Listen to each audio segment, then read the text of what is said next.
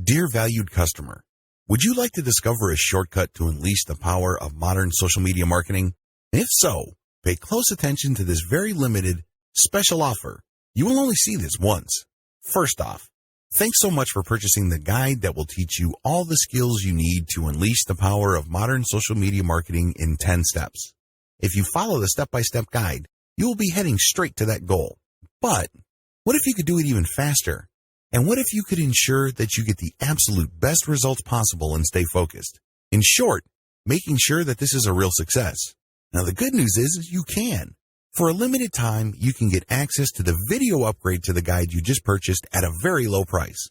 This powerful upgrade will make it easier to get started and stay committed to your ultimate goal. Just to be clear, this is an exclusive upgrade for customers only. Why do you need to upgrade to the video version of the Modern Social Media Marketing Guide? Did you know that most people learn a lot faster when they see something being done on video than by just reading about it? That's because most people out there are visual learners. How do you normally learn the best? Although the guide you just purchased gives you a step-by-step approach to modern social media marketing, experience tells us that it requires learners to pay very close attention to the details to get the best results possible. If you miss any of the most important details or do things the wrong way, you may miss out on the fullest benefits offered inside the guide. For that very reason, I've put together a video version to make it easier to get positive results quickly. The video version of the guide you just purchased will help you avoid missing any important key details that you might miss by only reading the guide. Stay focused and accountable, and follow through and make sure you get ongoing results. Ensure that the work you put in now keeps on giving you benefits long into the future. Introducing the Modern Social Media Marketing Video Course. Are you ready to learn all the skills you need to unleash the power of modern social media marketing a lot faster? And if the answer is yes, click the link below. Of course, you're probably wondering how much is this going to cost, right? First off, cost is the wrong word. This upgrade is an investment that will pay for itself many times over. This is the next best thing to having an expert on the subject, right beside you showing you how it's done. Of course, hiring an expert would easily set you back hundreds of dollars. Luckily, you're not going to have to invest anywhere near that today to get the next best thing. Not only will you avoid many of the most common mistakes that people make when trying to do modern social media marketing, you'll notice immediate positive results in your achievements. And it's about to get even better. When you upgrade today, you'll also get this exclusive Fast Action Bonus. Fast Action Bonus, high-quality MP3s of the entire video version of the training, valued at $27. Don't have time to watch the videos? I'm also providing you with 10 MP3s that you can use while you're on the go. Listen to them in the car, at home, or even at the office, all day, every day. And here's what's really great about this. You don't have to decide anything today. You get a full 30 days to go through the video training and decide if this is really for you. If for any reason, or no reason at all, you're not 100% satisfied with everything you get inside, simply let me know, and I'll refund every penny of your tiny investment. No questions asked. Here's how to get instant access to the video version today.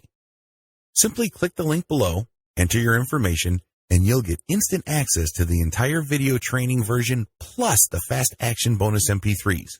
But please don't wait. You must grab this right now. In fact, if you close this page, you may never have the opportunity to upgrade to the video version of this ever again at an investment this low. Are you ready to make things happen a lot faster? If you prefer to learn by being shown how to do something and you want to get results quickly, this is for you. If you're really serious about unleashing the power of modern social media marketing, this is for you. And if you're one of those people that's a visual learner, you need this. Here's to becoming the most productive you that you can be. Remember, if you close this page, you may never see this again at such a low investment. There's no risk. Try this out for 30 days and then decide if this is for you. It doesn't get any easier than that. Dear valued customer, would you like to discover a shortcut to unleash the power of modern social media marketing? If so, pay close attention to this very limited, special offer. You will only see this once. First off, thanks so much for purchasing the guide that will teach you all the skills you need to unleash the power of modern social media marketing in 10 steps. If you follow the step-by-step guide, you will be heading straight to that goal.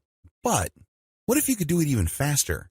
And what if you could ensure that you get the absolute best results possible and stay focused? In short, making sure that this is a real success. Now, the good news is you can. For a limited time, you can get access to the video upgrade to the guide you just purchased at a very low price. This powerful upgrade will make it easier to get started and stay committed to your ultimate goal. Just to be clear, this is an exclusive upgrade for customers only. Why do you need to upgrade to the video version of the Modern Social Media Marketing Guide? Did you know that most people learn a lot faster when they see something being done on video than by just reading about it? That's because most people out there are visual learners. How do you normally learn the best? Although the guide you just purchased gives you a step-by-step approach to modern social media marketing, experience tells us that it requires learners to pay very close attention to the details to get the best results possible. If you miss any of the most important details or do things the wrong way, you may miss out on the fullest benefits offered inside the guide. For that very reason, I've put together a video version to make it easier to get positive results quickly. The video version of the guide you just purchased will help you avoid missing any important key details that you might miss by only reading the guide. Stay focused and accountable, and follow through and make sure you get ongoing results. Ensure that the work you put in now keeps on giving you benefits long into the future. Introducing the Modern Social Media Marketing Video Course. Are you ready to learn all the skills you need to unleash the power of modern social media marketing a lot faster? If the answer is yes, click the link below. Of course, you're probably wondering how much is this going to cost, right? First off, cost is the wrong word. This upgrade is an investment that will pay for itself many times over. This is the next best thing to having an expert on the subject, right beside you showing you how it's done. Of course, hiring an expert would easily set you back hundreds of dollars. Luckily, you're not going to have to invest anywhere near that today to get the next best thing. Not only will you avoid many of the most common mistakes that people make when trying to do modern social media marketing, you'll notice immediate positive results in your achievements. And it's about to get even better. When you upgrade today, you'll also get this exclusive Fast Action Bonus. Fast Action Bonus, high-quality MP3s of the entire video version of the training, valued at $27. Don't have time to watch the videos? I'm also providing you with 10 MP3s that you can use while you're on the go. Listen to them in the car, at home, or even at the office, all day, every day. And here's what's really great about this. You don't have to decide anything today. You get a full 30 days to go through the video training and decide if this is really for you. If for any reason, or no reason at all, you're not 100% satisfied with everything you get inside, simply let me know, and I'll refund every penny of your tiny investment. No questions asked. Here's how to get instant access to the video version today. Simply click the link below, enter your information, and you'll get instant access to the entire video training version plus the Fast Action Bonus MP3s. But please don't wait. You must grab this right now. In fact, if you close this page, you may never have the opportunity to upgrade to the video version of this ever again at an investment this low. Are you ready to make things happen a lot faster? If you prefer to learn by being shown how to do something and you want to get results quickly, this is for you. If you're really serious about unleashing the power of modern social media marketing, this is for you. And if you're one of those people that's a visual learner, you need this. Here's to becoming the most productive you that you can be. Remember, if you close this page, you may never see this again at such a low investment. There's no risk. Try this out for 30 days and then decide if this is for you. It doesn't get any easier than that. Use automatic content sharing. Before I get into content sharing automation, I want to highlight one other important reason why you should repurpose your content.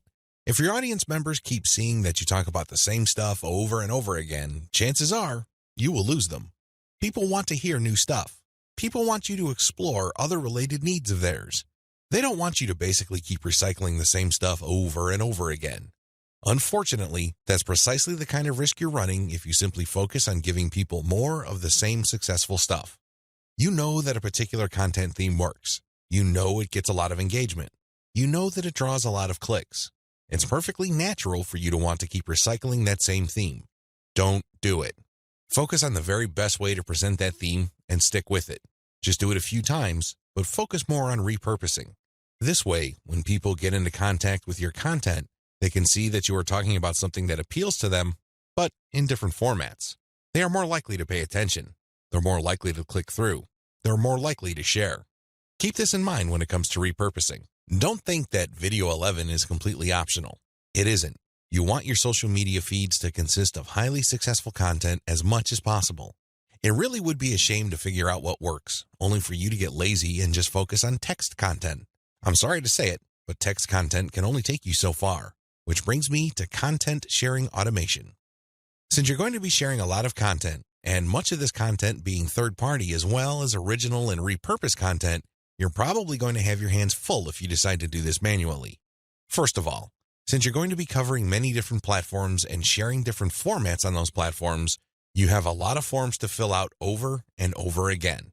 Sure, you may have created an account, one for each of those platforms, but submitting to those places requires you to fill in forms. Posting on Facebook involves form filling. Now, if you really don't have that much content to share, this should be barely manageable. But if you're looking to maximize your visibility by publishing on your social media accounts several times a day, you need to automate.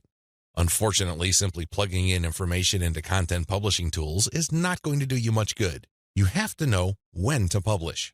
Believe it or not, the vast majority of your target audience members check their Facebook, Twitter, Pinterest, and YouTube accounts within a certain block of time every single day. Post outside of that block of time and you miss the eyeballs of the vast majority of your audience members. Sounds good so far, right? Well, here's the problem.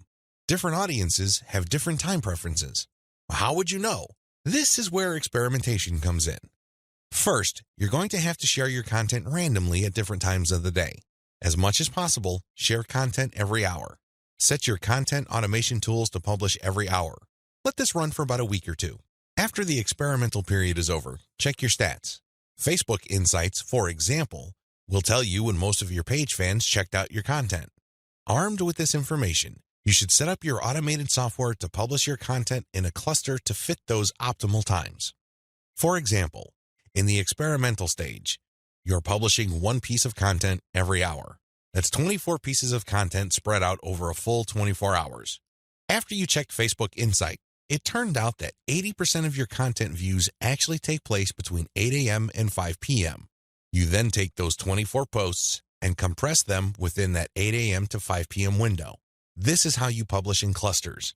Forget time blocks outside of that time frame. This way, you maximize your chances of the right eyeballs seeing your content. Special notes for Twitter. If you're going to be publishing on Twitter, republish your content many times during the day at the most optimal time frame. Facebook Insight already told you that your content is being viewed within a specific time frame. Chances are your Twitter fans have the same social media viewing habits. Stick to that time frame. Now, here's the secret. Set up your automated content publishing tools to tweet out your best content many times during that time frame, but you also have to rotate different hashtags. This way, you can reach different people looking for hashtags that are related to different subsegments of your niche. Special notes for Facebook. When publishing to your Facebook page, don't hesitate to publish original content that you have published before.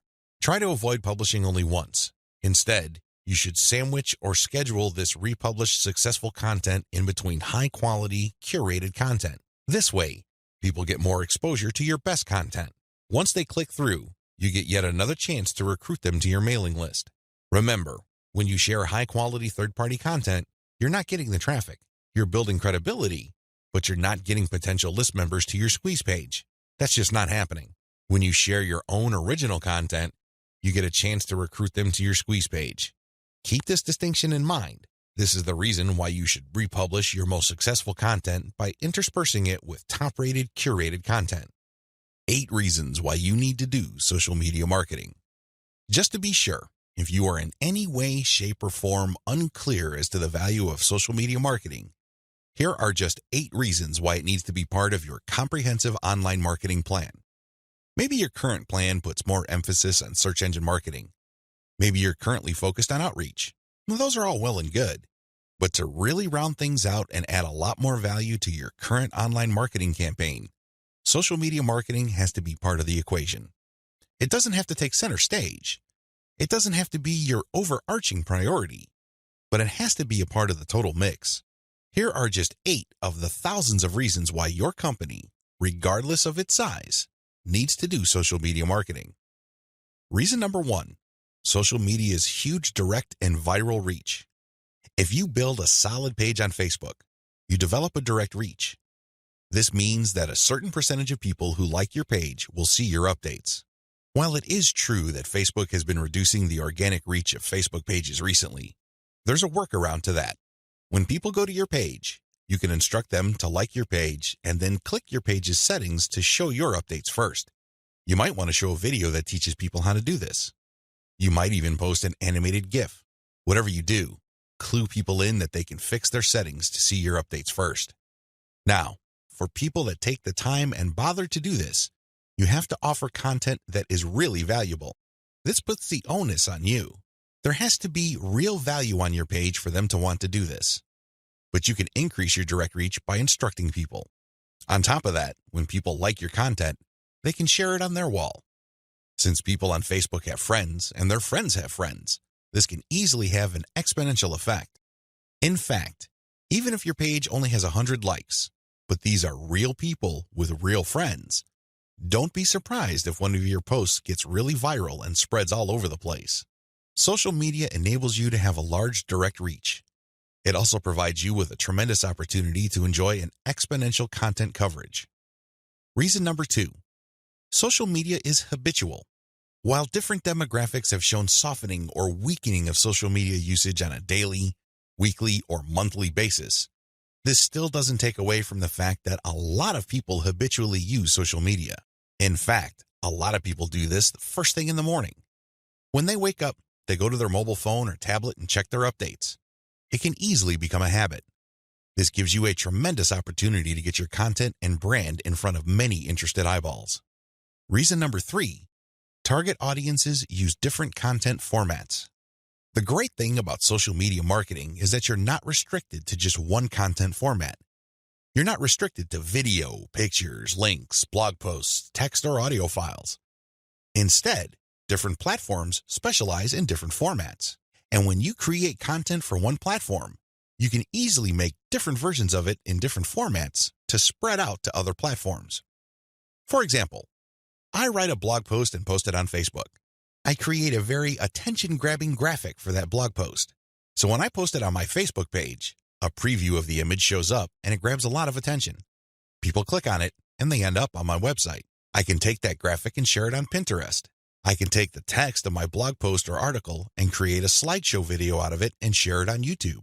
I can also take that video and embed it in my blog post. I can strip different parts of the article or post itself and feed it into Twitter along with the link to the full post or article. Do you see how this works? You get access to the different audiences or those different platforms by simply repurposing or recycling the same content that you made for one platform and sharing those other formats on other platforms. This increases your potential reach. Reason number 4, most social media platforms can be segmented. If you've ever been to Instagram, you know that when you see a picture, it usually has many different tags. If you've been on Twitter, you'd see that a lot of the hot tweets also have hashtags. Those tags are very valuable. When you use a tag with your content, you are essentially categorizing your content. People use those tags to search for content. This is a very powerful segmentation tool. People who are looking for cute Chihuahua puppies will use certain hashtags that are different from people looking for libertarian political posts. If you have a very tightly defined audience, social media platforms' built-in segmentation tools and features can definitely help you. You probably already know that huge audiences that are not very targeted are essentially worthless. Thanks to social media marketing segmentation features, you can get a smaller volume of people from many different platforms, but you can rest assured that these people are actually interested in whatever it is you are saying. These segmentation tools go a long way in helping you to find a very refined and well-qualified audience base.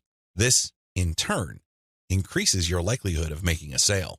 Reason number 5, sharing content on most platforms can be automated. Thanks to tools like Hootsuite and Social Oomph, you don't have to worry about manually going to Facebook or Twitter and copying and pasting materials from a document or spending hours setting up your scheduled posts. You can automate your posts to publish up to 6 months on Facebook. This means that you can set up your Facebook account to post 6 to 10 or more times every day, but you don't have to babysit it because you have fed the content in. The best part is that a lot of these automation tools use bulk feeds, meaning you can format your content in an Excel file and convert it to CSV and plug into these tools. You don't have to input the materials one by one. Talk about saving a lot of time while also maximizing your reach. Reason number 6, you can run a 2-track marketing campaign using mailing lists. The heart of a content-based audience relationship marketing campaign on social media is to build a highly targeted mailing list. Now, this is not what you think. A lot of people are thinking that once they build the list, they're on their way to becoming a millionaire. Absolutely wrong. They're missing a step. When people join your mailing list, it really is a general mailing list. By general, I'm not saying that it talks about all subjects under the sun. I'm not talking about that. Instead, I'm talking about general interest in the specific topic. You really don't know yet at this point who is a buyer and who is a person who is simply looking for information and is still trying to make up their minds whether they trust you enough. You create a general list, and then eventually you try to upsell them to a buyer's list. And how do you do that? Well, you sell low-cost items on your general list. You can sell a booklet for $1. It doesn't really matter what the price is. It has to be very low because what you're really trying to do here is that you're trying to give people a means to identify themselves as a buyer, and you want to make it as smooth and easy as possible. $1 is almost an afterthought to most people. They won't think that it's too painful to buy your product. But once they get to your buyer's list, you eliminate them from your general list, and now you have a pure list of buyers. That list, my friend, is a gold mine. That's where you send your money-making updates. That's where you get people to check out your case studies and get them to pay top dollar for whatever affiliate programs or original products you are pushing on your buyer's list. This is called a 2-track marketing campaign. It's extremely powerful, and it has made a lot of people rich. But you have to step away from the very common mistake of thinking that once you get a lot of people to your mailing list, you have it made. Absolutely wrong. There is another step that you need to take. Reason number 7, your brand gets natural repetition through multi-platform marketing. Assuming that all your social media accounts on all 4 major platforms look similar to each other, you get many bites at the apple. You really do. When people run into your brand on Facebook, there's a chance they might run into your brand on Twitter. If there is enough graphical similarity between your brands, then they can see that you're all over the place, and they can converse or engage with your brand regardless of where they are on the internet. Eventually, this builds a tremendous amount of familiarity, and people might become so comfortable that they join your mailing list when you call them to action. The best part of this is that it happens naturally by you simply creating accounts on all the major platforms. Your brand speaks to people who are interested in your niche, regardless of where they go. Reason number 8, save money through content repurposing. Make no mistake about it, content generation is expensive. Even if you hire highly qualified, talented, skilled, and experienced people from countries with huge numbers of people who speak English as a second language, you can still be out thousands of dollars every year. High-quality writers from places like India, Pakistan, and the Philippines may be cheaper than American writers, but their costs still add up over time. One of the things about social media marketing that really excites me is the fact that you can create content and repurpose it into many different formats. This reduces your cost. If I hire a writer from India and pay that person $1,000 a month, I can get a fixed amount of content. At this point, I can choose to pay that person another $1,000 to get even more content, or I can take whatever content he or she produced and turn them into videos, infographics, or strip them down into questions for tweets. I can turn them into diagrams. I can take the voiceover of the video that I produced and turn it into a sound file. I can even make a slideshow of those materials. Once I have all this repurposed content, then I can share them on format-specific platforms. For example, I can share the slideshows on SlideShare. I can post the infographics on Pinterest. I can post the product shots or general product pictures on Instagram. I can post the questions on Twitter. I can also post the videos on YouTube. Best of all, I can post all the formats on Facebook. Do you see how this works? When you do this, you buy content once, repurpose it, and share it so you get a higher chance of getting traffic or visibility with that repurposed content. You're not creating content constantly. In fact, the name of the game is to produce as little content as possible, but market these high-quality pieces widely. This is how you maximize their value. The old idea of constantly publishing content just to get a few eyeballs here and there is dead. Seriously, that's a one-way ticket to the poorhouse. Your better approach would be to make that content work for you by converting it into many different formats. You then share these different formats on platforms that specialize in those formats. I hope the 8 reasons above are clear and that you are pumped up to do social media marketing right. In video 3, we're going to talk about picking a social media marketing campaign that is most likely to produce results for your type of online business. See you there. Fine-tune your payload content. As I have mentioned previously, you can come up with your very own content based primarily on the social signals of the top-notch third-party materials you are curating. Put simply, when you are going through your research, you will keep coming across certain pieces of content which get a lot of engagement on social media. These are all the objective indicators you need to understand that you are looking at high-quality, high-demand content. At that point, you can come up with your own version of that content. You can use it as a template, so to speak. Another approach would be to just do curation first. You just take all the high-quality third-party content with great social signals and put them all on auto-publish on your social media accounts. You run this curation campaign for several weeks. Soon enough, you will see a pattern. Eventually, you will see that some of these materials get a lot more engagement than others. At that point, you can then come up with your own version. Personally, I pick my own content using both methods. If I'm in a hurry to get people to sign up to my mailing list, I do the first method. But if I'm unsure about the niche or I'm still trying to feel my way around in terms of understanding my audience, I would stick to the second method. There's really no one right answer. It really all depends on your situation. The great thing about the second method is that you are picking out your original content strategy based on what actually works in terms of your social media accounts. You have to understand that even though high-quality third-party content may have a lot of objective social signals, those signals may have been generated in different contexts. Maybe the original publisher was doing something that you may not be doing. Do you see how this works? Still, you can definitely do the first method if you're in a hurry. But if you have some time to spare, you might want to try the second method. Do curation first, let it run, and then pay attention to your statistics. You should be able to see a pattern. In fact, based on my experience, content that tends to do well often falls within a narrow range of themes.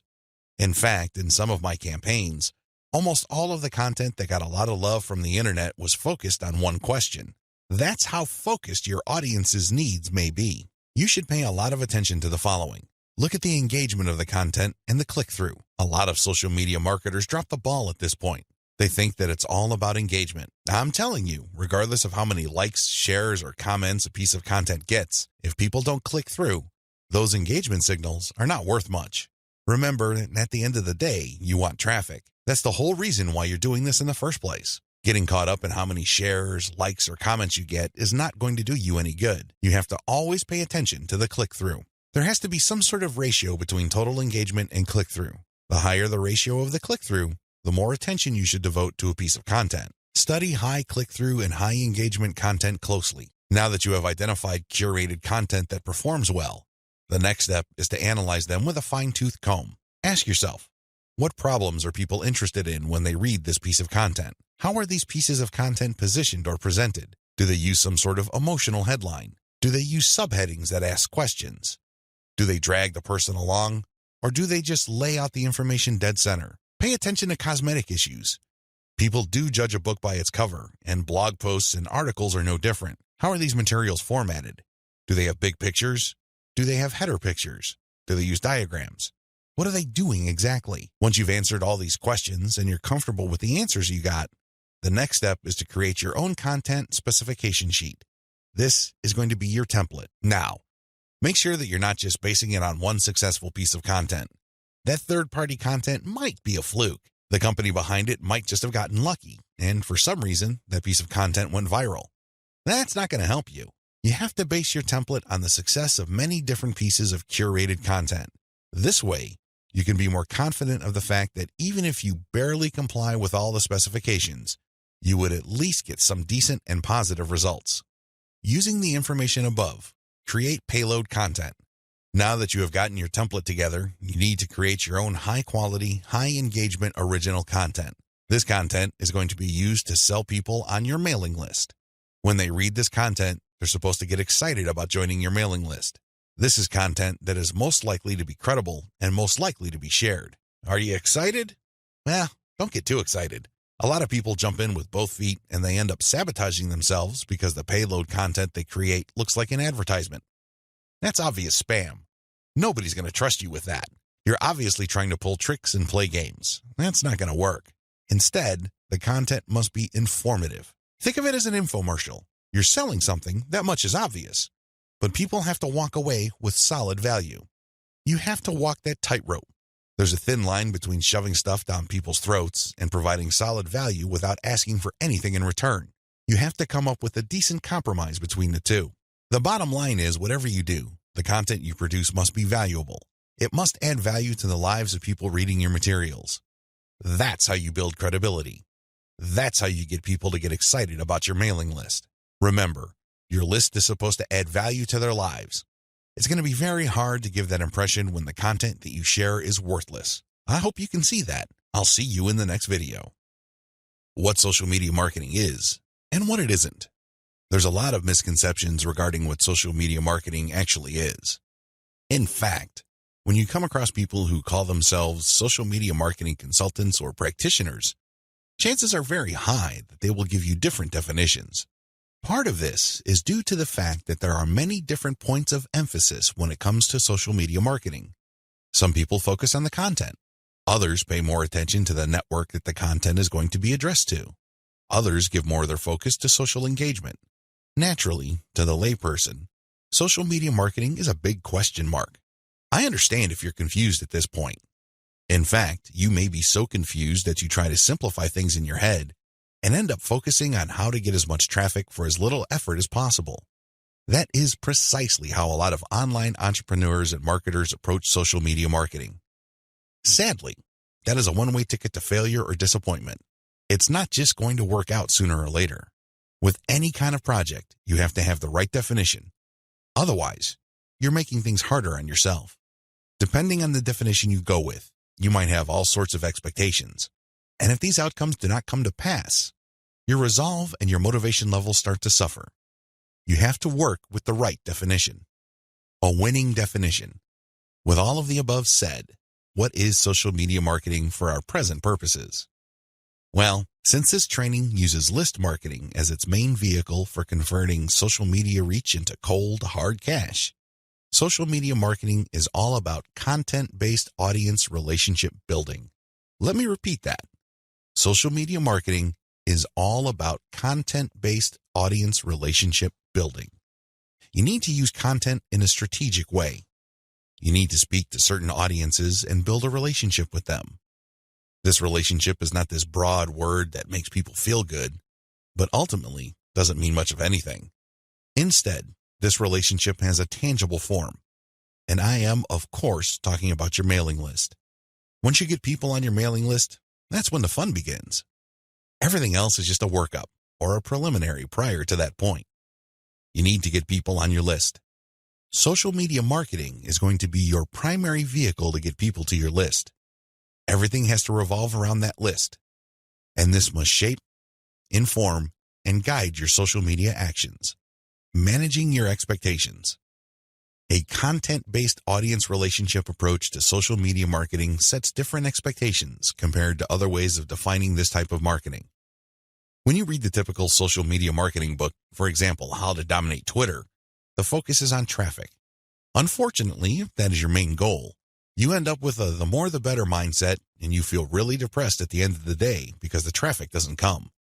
Even if it does, there's not going to be enough of it. You have set yourself up to fail. When you use a content-based audience relationship building approach to social media marketing, your focus is on getting the right content in front of the right eyeballs to build the right levels of trust. This is a long-term game. It is definitely a marathon, not a sprint. Since that is your expectation coming in, you position yourself for a long-term victory. You're not going to be the typical failed social media marketer who jumps into the game with both feet, only to find out that the traffic simply isn't there. So what do? That's right, they quit. Manage your expectations by focusing on the right definition and you will be okay. The worst thing you can do right now is to sabotage any chance of future success by defining the problem the wrong way and filling your mind with all the wrong expectations. Social media marketing can build brands if. Now that we've defined social media marketing, the next step is to focus on the end result of this content-based audience relationship building approach. If you do everything right, you walk away with a brand. And let me tell you, that is the best asset you will ever have.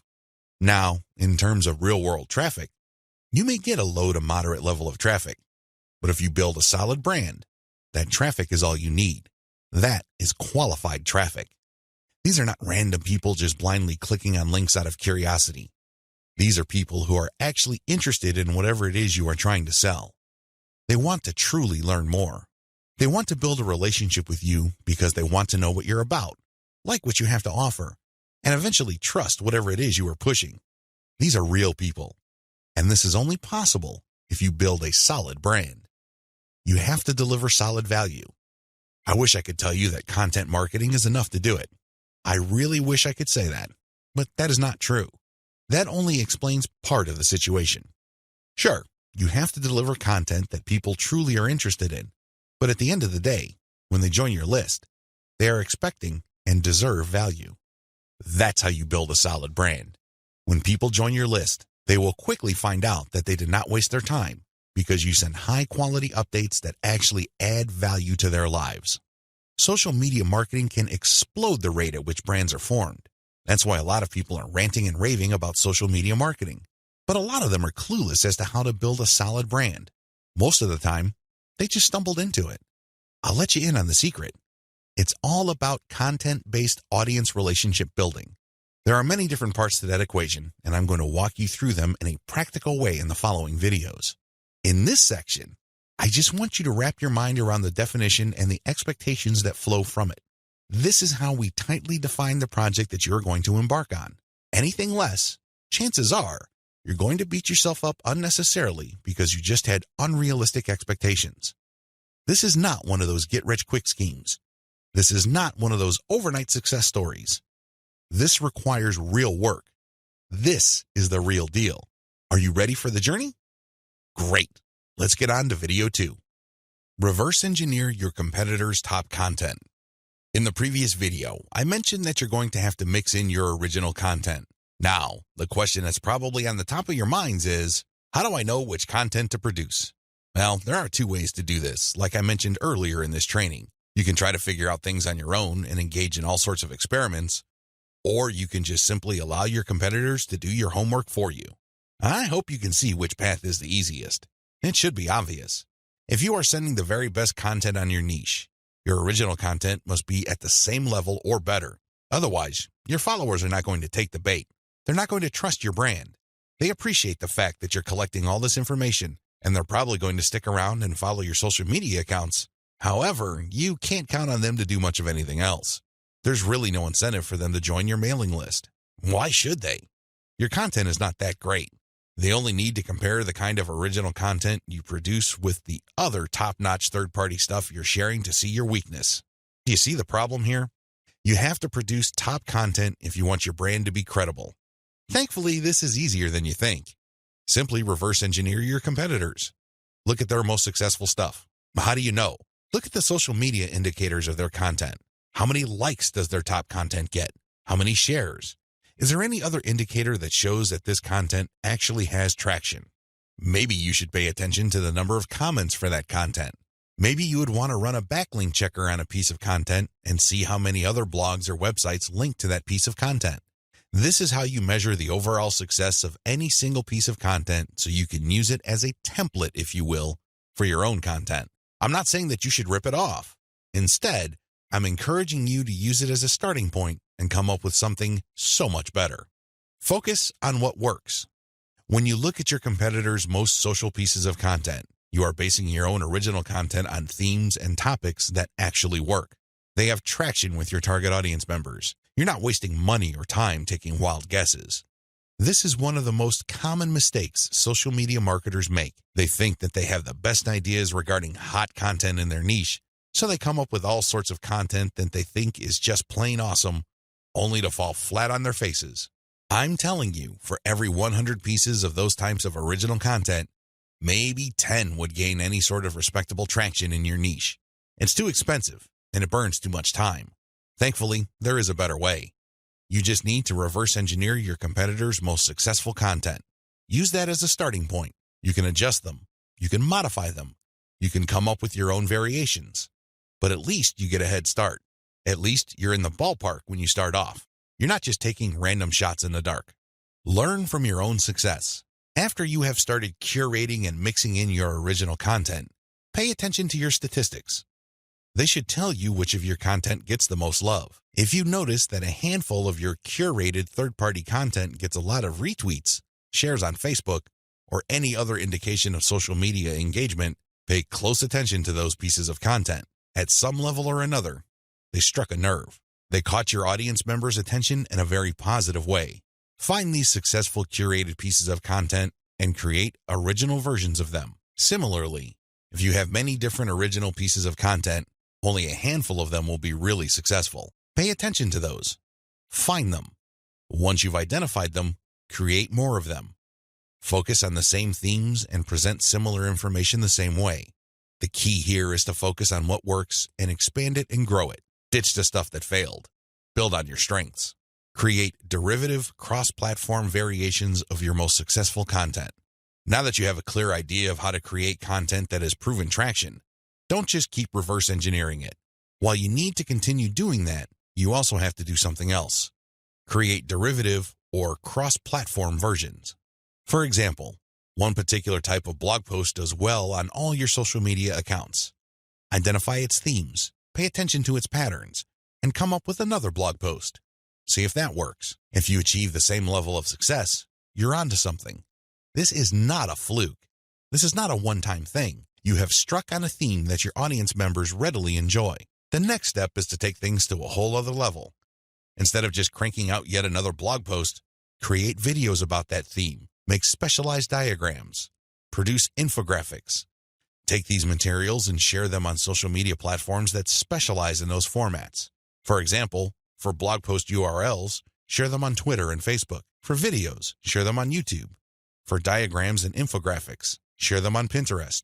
Drilling even deeper, look at your hottest blog posts and strip out key questions and use these as leads or titles for tweets.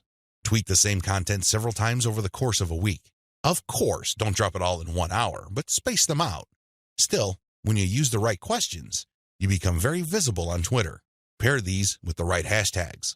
The bottom line, the great thing about content curation is you save a lot of money, but you are also positioning yourself to build on your strengths. You focus on things that you're doing right and figuring them out so that you can predictably produce successful content. Now, this is not going to happen overnight. You have to keep experimenting until you find the right themes that consistently work with your audience. Introduction. A lot of marketers have all sorts of wrong ideas about social media marketing. Some think that you only need to post viral content to get tons of traffic overnight.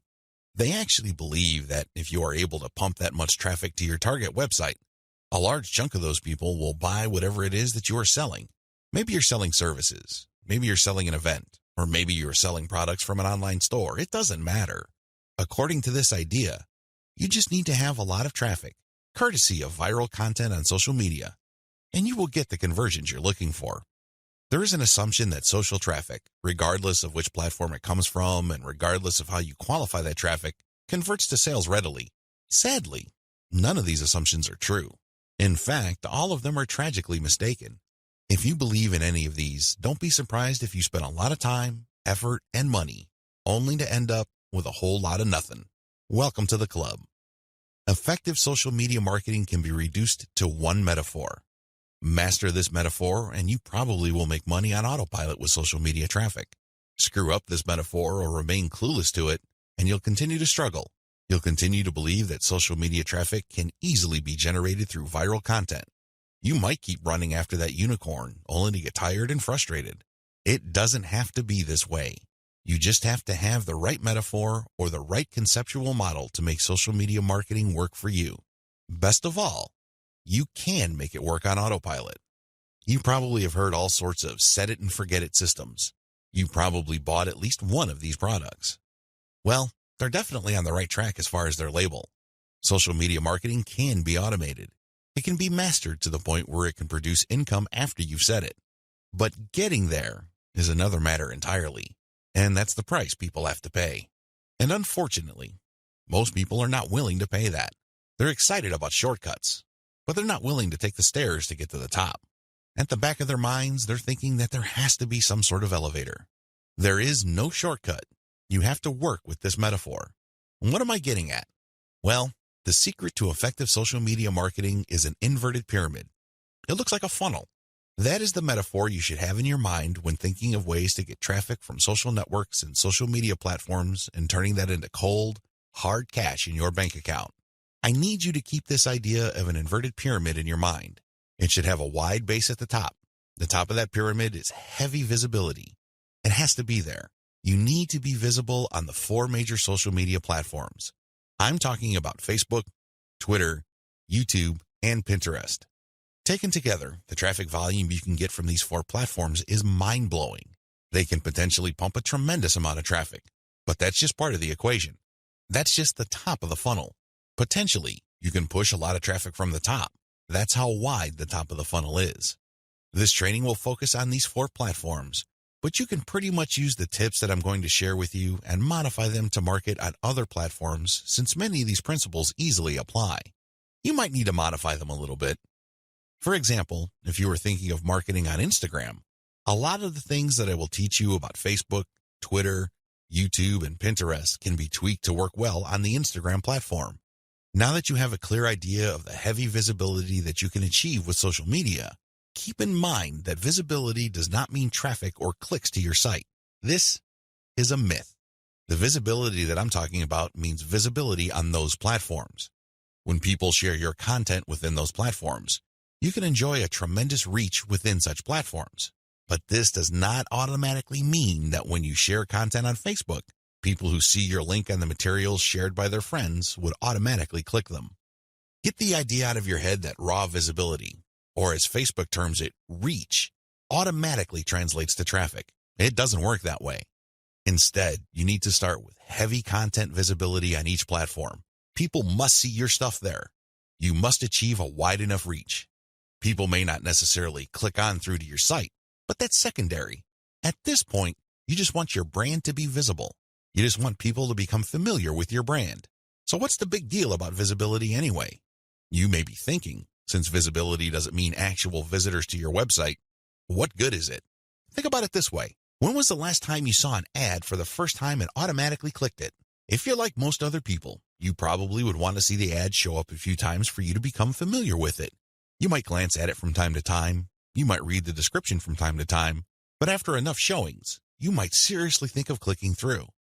The same applies to your content on social media platforms. Don't expect that just because you come up with catchy titles and nice attention-grabbing graphics that this is enough for you to expect a tremendous amount of clicks to your website. It doesn't work that way. People have to be comfortable enough. Your content has to become familiar enough for them to click on it. When audience members click on the content you share through your social media accounts, they get a chance to like your page, follow your Twitter feed, pin your posts, or subscribe to your YouTube channel. They still stay on the platform, but they get a chance to subscribe to your account or follow you. This is the second stage of the social media funnel or inverted pyramid. You have to develop some sort of in-platform credibility. Your content is not just this random material that came out of nowhere. Even if people don't click on it, they see enough similarity in terms of branding, graphics, as well as other content cues so that your brand stands apart from everyone else's. Again, they may not necessarily be motivated to click, but with enough repetition through social media channels targeting certain topic categories and hashtags, your brand doesn't remain an unknown quantity. Once you have people checking your content out through your social media accounts, you can then send them call to action content, CTA. This content recruits people to your mailing list. This social content that you're sharing offers some sort of incentive. Maybe you're giving away a free booklet. Maybe you're giving away software. Whatever the case may be, there is some sort of giveaway to incentivize people to click on that link, enter their email address, and join your mailing list. Whether you use freebies, special content, special free tickets to an online webinar that's pre-recorded, It doesn't really matter. Whatever the case may be, the end game is to get people to join your list. The end game? But when you look at the funnel, the end game is to get people to that narrow end of the funnel. At that end, you're not necessarily getting them to click on an ad to buy something. You're doing something far more valuable. Instead, you're calling them to action so they join your list. You are converting your social media reach, meaning the top end of the funnel, to list membership, which is at the very narrow point at the bottom of the inverted pyramid. This is where the magic happens. Once people join your list because you have successfully incentivized them to enter their email on your squeeze page, you get a tremendous opportunity to build a long-term sales relationship. That's really the best way to describe it, because when people give you their email addresses, what they're really telling you is that they trust you enough to want to have a business relationship with you. This means you should not abuse that relationship. You should not send them garbage. You should not send them spam. And by spam, I'm talking about material that is not related to the topic of your list. Stay on message, because if you're able to do this, you would have a tremendous opportunity to shape the conversation and continue to sell and convert your list, not just once, not just twice, but over the long haul. There are many successful list marketers who make 7 figures every single year, and all they have is a mailing list. It all depends on how you build that list, who's on that list, and what you are selling on that list. Regardless of how you cut it, you can turn what would otherwise be a huge amount of social media reach into a loyal list. This is the secret to effective social media marketing. You probably haven't heard this before. I wouldn't be surprised, because the vast majority of social media marketing books out there try to trick you into thinking that you just need to harvest all this traffic from social media so people can click like monkeys on the ads on your website. Maybe that worked when Facebook first launched nationally. It definitely doesn't work today. Sadly, this is where too many marketers fail. They screw this up. Now that you know the secret, here's some bad news. This is precisely the point where too many marketers screw up. When they're sending social media content, they promote their squeeze page directly. Although the squeeze page gives away freebies and incentivizes people to sign up, this is too much too soon. And, not surprisingly, a lot of these marketers burn through a lot of exposure just to get people to their list. Worse yet, when these people join their mailing list, they're completely unprepared. They don't know what to expect. They're not properly conditioned. A lot of them are not even fully qualified to become list members. So what do? They end up doing a whole lot of nothing. This is actually the worst kind of list member. It's much better to just have a very tiny list, because if you have a huge list and almost everybody doesn't do anything to put money in your pockets, you're going to be paying for those list squatters month after month. Alternatively, you might attract list bouncers. These are people who join your list just to get whatever premium you're offering, download it, and then promptly unsubscribe. They have effectively bounced from your list. Effective social media marketing. Effective social media marketing means using your social media traffic and highly effective content shared on social media to build successful relationships. Your email list is going to be the platform you will use to convert the relationships made possible through all that social media traffic. You're essentially creating highly targeted mailing lists using content shared on targeted channels on social media. This is the secret to effective modern social media marketing. Reinvest your profits the right way. By this point, the $1 filtration method has enabled you to make a decent chunk of cash every single month from social media traffic. The next step is to create a business. At this point, you might be feeling that you're just engaged in a hobby. It's a well-paid hobby, but still a hobby nonetheless. This too can be a trap. This can hold you back from the great success that you could otherwise achieve with social media. How do you turn the information that I shared with you into a platform for a business that can withstand the test of time? Simple. Reinvest your profits the right way. Move into other niches after you master your system. This training helps you identify your target niche. I've also given you the techniques to do well in that niche using social media traffic. Once you've made quite a bit of money on your niche and this money comes in month after month, you have to think big. You have to look into other niches that are related to your current niche. This thinking is actually pretty straightforward. If you have already mastered your niche to the point that you're making automatic income month after month, then you can apply the same system to other niches that are closely related to the one you're in. This is how you scale up your business. Instead of just one stream of cash, you build many different streams of cash based on the system that you mastered. You know what hashtags to target. You know what kind of content gets eyeballs. You know how to present information on social media. You know how to promote a mailing list. These and many others form part of your system. It really would be a shame to restrict that system to just one niche. Once you've mastered those, find niches related to those and grow into these other fields. Highly successful list marketers don't just operate one list. They operate dozens, and this translates to 6, if not 7-figure incomes year after year. If they can do it, so can you. Buy more targeted traffic after you find out what works. Once you have discovered the type of content marketing strategy on Facebook that works, you can buy targeted traffic. How? Use Facebook's lookalike technology to target people who share the same interest profile as your existing audience. This is what's so awesome about Facebook. This is also what gets them into all sorts of hot water. Believe it or not, accept it or not, Facebook is spying on you the moment you log into the platform. It pays attention to what you like. It pays attention to what you comment on. It pays attention to what your friends like. And it makes all sorts of predictions regarding your behavior and your interests. Accordingly, if you like certain topics, it creates an interest profile. Facebook's lookalike audience technology enables you to find people who haven't visited your Facebook page who share the same interest profile as your current fans. Talk about an amazing technology. Take advantage of this. It enables you to show your brand in front of eyeballs who are more likely to appreciate it. Invest in more original content. You might want to invest in original content. If you're already making a decent profit from your current system, you might want to take things to the next level and add a whole lot more value to the lives of people following your brand on different social media platforms, as well as in your blog or website with original content. Now, this doesn't mean that you have to roll up your sleeves and write everything yourself. You can hire professional writers to do this. Thanks to global outsourcing, you can get high-quality original content from places like Ozkey.org without it costing you an arm and a leg. You can get high-quality content that truly engages your audiences without it killing your profit margin. Invest in more content updates. This advice really flows from the previous point I raised. If you're going to be investing in more original content, automatically you will be investing in more content updates. You will have a lot more original materials to share. These two actions go together. Regardless, you need to step it up in terms of content updates so you can pack a lot more value.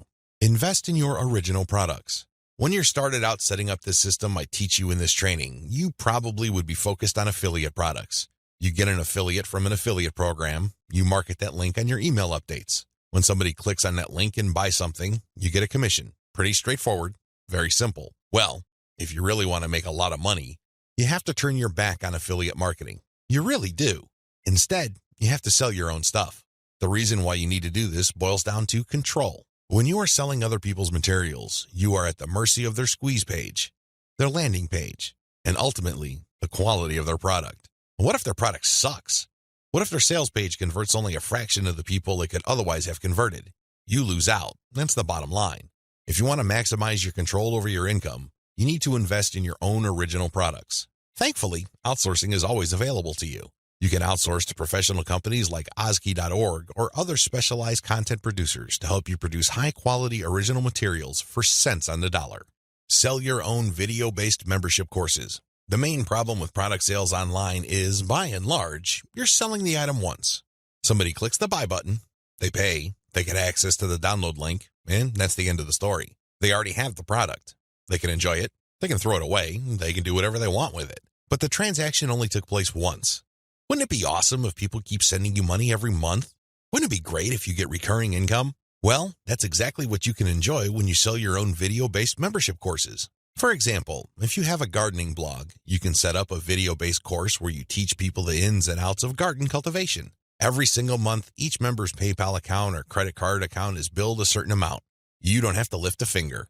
And this goes month after month after month until they cancel. The best part?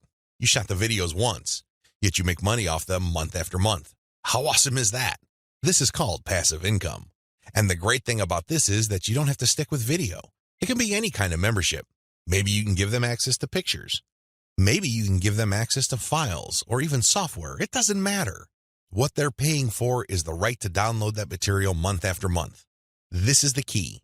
Recurring income should be your ultimate goal. This is how you maximize your effort.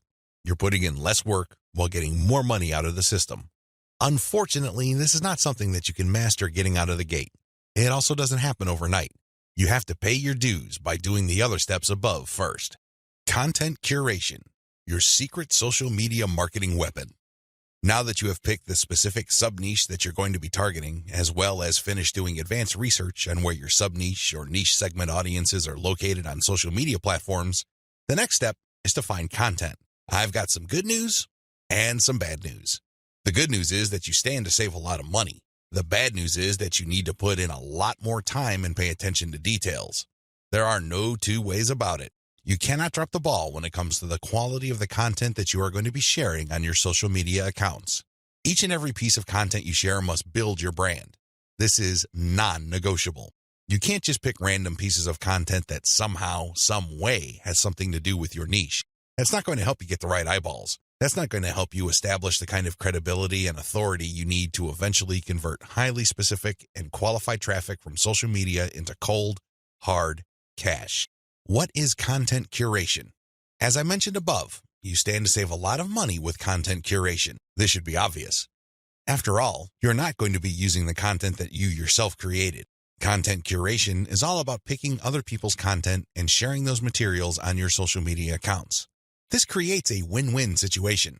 Since you're sharing links and descriptions of such content, the creator of that content gets free traffic. You, on the other hand, get to build up your credibility because people are rewarded for following your accounts with highly targeted, highly specific, value-added content. Everybody wins.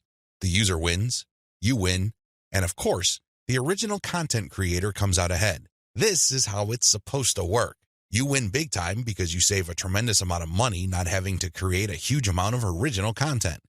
If you've ever tried to write your own stuff or outsource content creation, whether in the US or to other parts of the world, it can get quite expensive very quickly.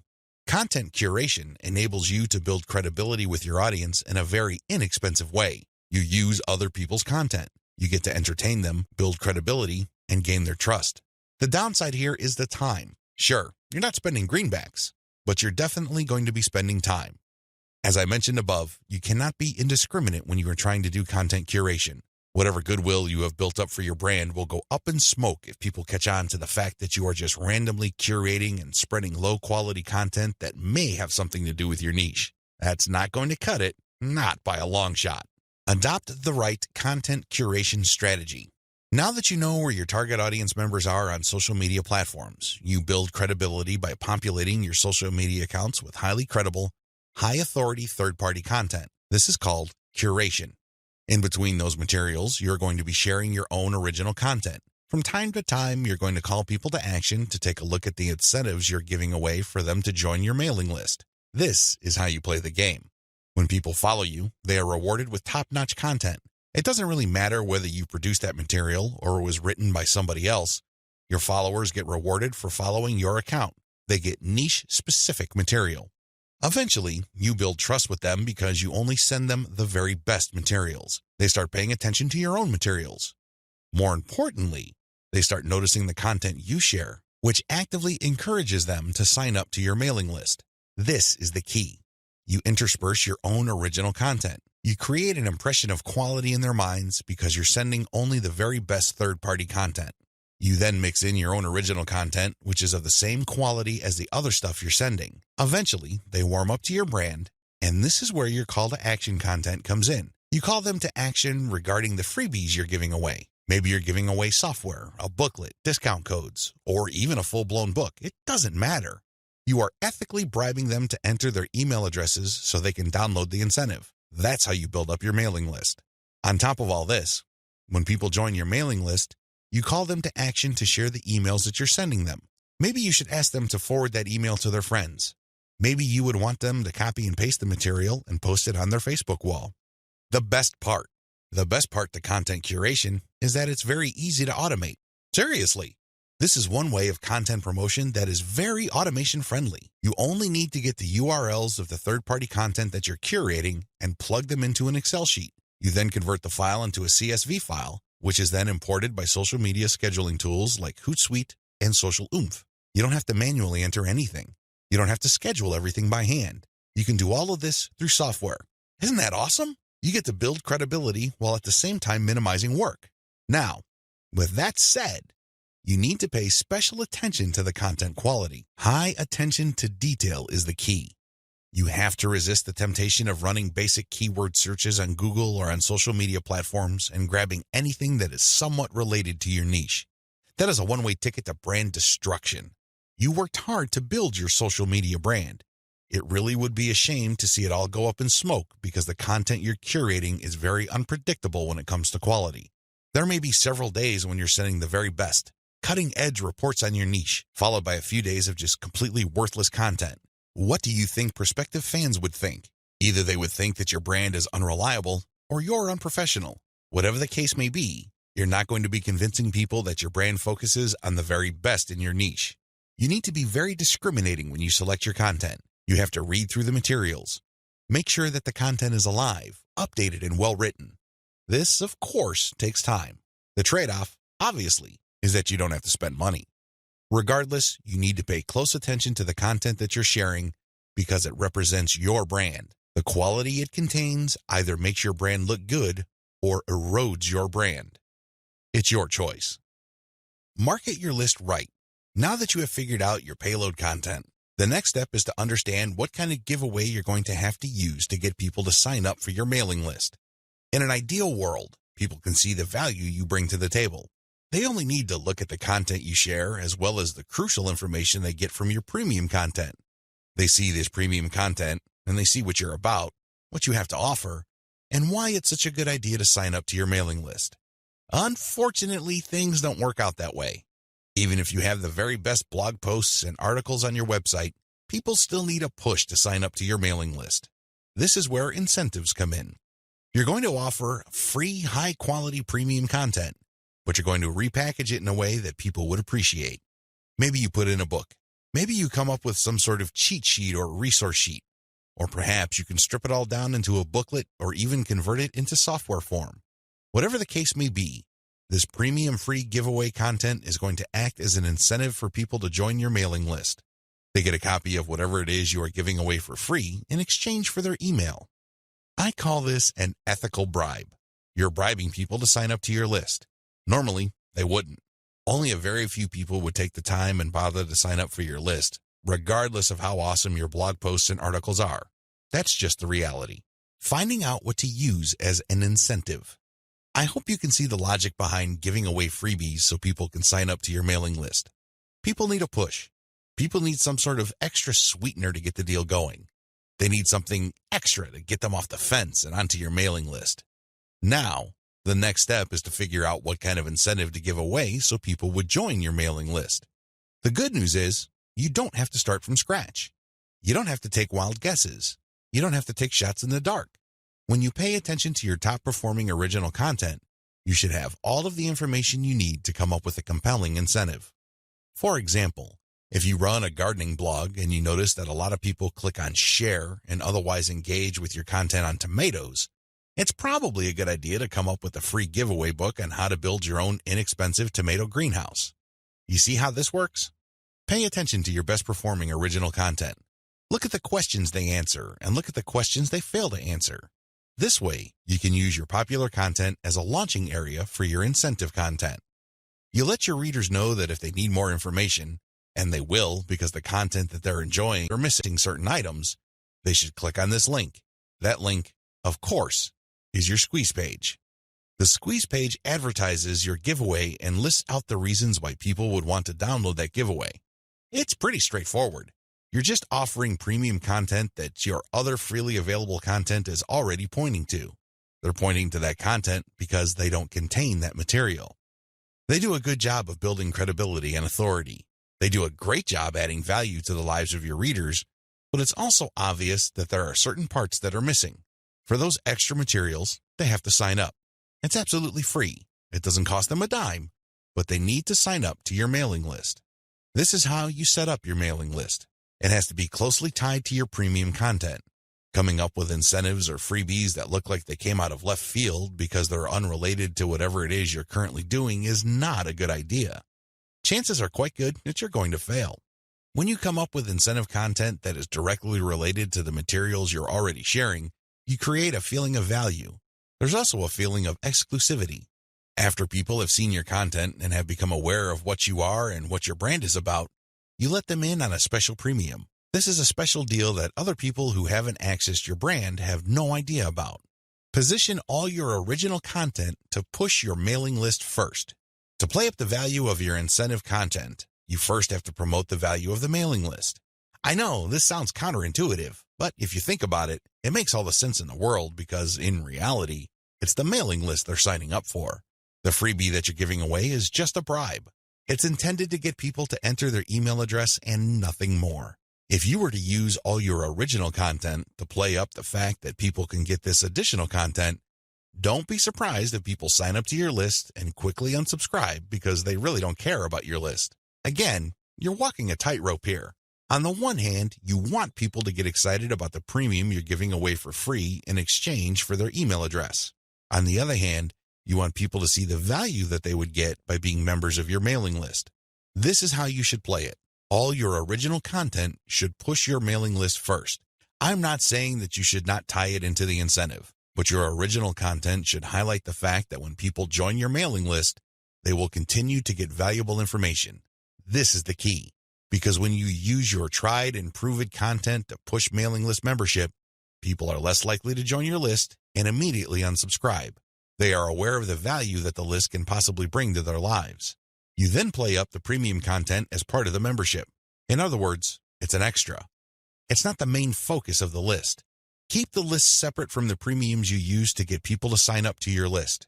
I hope this is clear because you want to play up the list first, but it must be obvious that you are using the premium content, whether it's a free book, a booklet, a cheat sheet, some sort of pre-recorded video, or something else, as a means to get people to make a decision. That's the bottom line.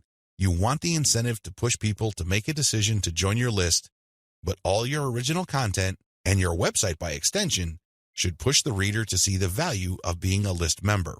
A lot of social media marketers completely blow this. They think that it's all about marketing the incentive. Well, to continue with the example I raised earlier, what happens after you get people to sign up to your list in exchange for the greenhouse guide? That's right, nothing. Why? You played up the value of the greenhouse guide to such an extent that people are clueless as to what other value they would get from your mailing list. Indeed, don't be surprised if people start reporting your list as spam after you start sending them updates. They were so focused on getting the free book that the updates from your mailing list completely took them by surprise. This happens all the time because of faulty messaging on your blog or website. You cannot afford to play the game this way. You worked hard to pull all this social media traffic to your site. You spent a tremendous amount of time, effort, and resources to build a solid brand. Unfortunately, you're dropping the ball if you market your mailing list this way. You must sell the list first, but the incentive must be used to push people to make a decision. This is the proper order of priority. Anything else will fail. Set up your squeeze page for maximum social appeal. As I mentioned earlier, you should use your content to push your mailing list. You should use your content to upsell your squeeze page. But this doesn't mean that you can get away with badly designed squeeze pages. It's not going to cut it. Your squeeze page must be well designed. After all, this page is a specialized recruitment page. When people get on this page, you have to make the case as to why they should join your list, and not just for the incentive. While the incentive takes a big chunk of the real estate of a squeeze page, you should be clear about the fact that people are signing up to your list. With that said, you have to make your case. Why should people bother with your updates? Why should people stay on your mailing list? What kind of value would they get? Remember, people are always asking what's in it for me. Your squeeze page must answer that question effectively, clearly, and powerfully. Your squeeze page must be well designed enough to be able to make that connection, while at the same time, it must be easy to market on social media. Maybe you should have a graphic on your squeeze page that can be easily posted on Pinterest. Maybe you should have a video on your squeeze page that can be easily shared on YouTube. There are many ways you can go with this. What's crucial is that your squeeze page must be social media ready. At the same time, it should also do a good job of recruiting people. Set up the right confirmation page. When people join your list, thank them and make them feel welcome. You also have to clue them in regarding the content they should expect to receive. Make them feel that they just did the right thing. Make them feel that they solved a major problem. Not only do they get access to the digital freebie you're giving away, but they're also going to be receiving valuable information regarding a particular topic that they have problems with. This is how you sell the list. Simply hyping up and over-promoting the premium is not going to help you convert social media traffic into cash. That's just not going to happen. You have to sell the list. You have to build trust in the list. How to do niche research and targeting the right way. I can't even begin to tell you how many times I've run into social media marketers and they automatically want to know about traffic generation. Forget about niche research. Forget about consumer intelligence. Don't worry about setting up the right site to get in front of the right target audience eyeballs. Let's just skip straight to the good stuff. That's the kind of mindset that I run into all the time. And that's why a lot of people struggle in this game. You have to understand that until and unless you find yourself barking up the right tree, you're just going to be chasing your tail. I know I'm using a lot of dog analogies, but these are the most appropriate. Most people are simply just chasing their tails and wasting a whole lot of time doing stuff that doesn't really add to their bottom line. A lot of these, and I would guess all of them, can be quickly dispensed with if people only did niche targeting ahead of time. In other words, know your audience. Since you have a clear profile of who your target audience is, the next step is to go to these different social media platforms and find them there.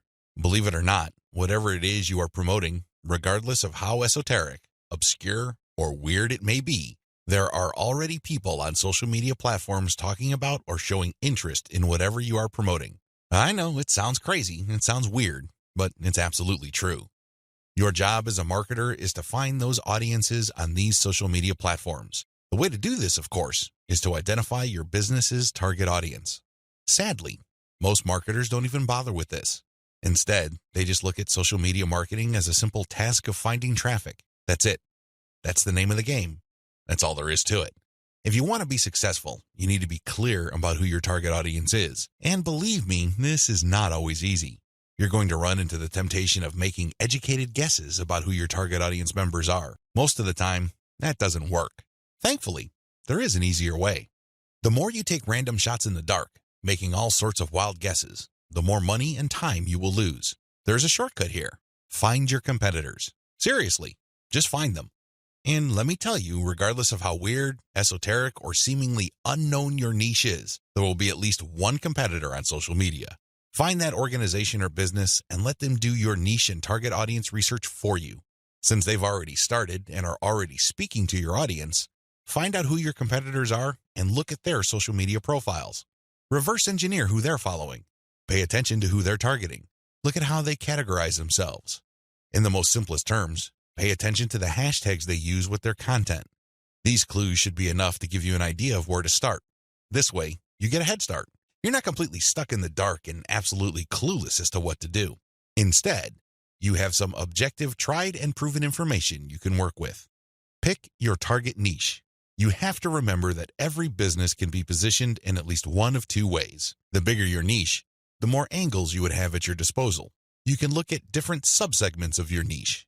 You need to understand how this works because you might think you have a clear niche, but it may well turn out that there are many different layers or tiers to that niche. There might be different subsegments there. You should have a clear understanding of what your niche is generally and what subsegments exist within that larger niche. Again, you can reverse engineer your competitors to take a stab at this. Regardless, you need to do this. You need to get this information. Now that you have an idea of what your target niche is, go to the different platforms like YouTube, Facebook, Twitter, and Pinterest. Now, look at whether these places have sizable content areas or messaging areas like Facebook pages, groups, Google Plus communities, Twitter hashtags, Pinterest pinboards, and existing YouTube channels. Pay attention to these places and see if your niche is big enough on those different platforms.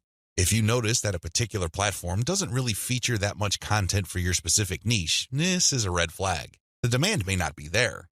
The audience size might not be worth your while. On the other hand, if you see there's a lot of videos regarding the topics that you're going to be hitting, this may be a good sign. But you need to do another level of analysis. Pay attention to the number of competitors you have. If there seems to be a huge number of competitors fighting over the same niche, then this is going to be a problem. But if it turns out that there's a lot of content targeting your niche, but they're only produced by a handful of people or organizations, this is an encouraging sign. Also, pay attention to how active your target audience members are. Look at the content that's being shared regarding your niche. Do you see a lot of engagement? Do people share this stuff? Is this hashtag quite prevalent? Look for these and other objective indicators of activity. When you wrap your mind around these indicators, then you should have a clear idea of whether you should target your niche at a particular platform or whether you should ignore a platform altogether. List out your niche indicators. While you're doing reverse engineering, Pay attention to how your niche is indicated on platforms. These involve hashtags, categories, keyword targets, labeling patterns, and tags. Use these to do the analysis I described above. Again, in any niche, there are sub-niches.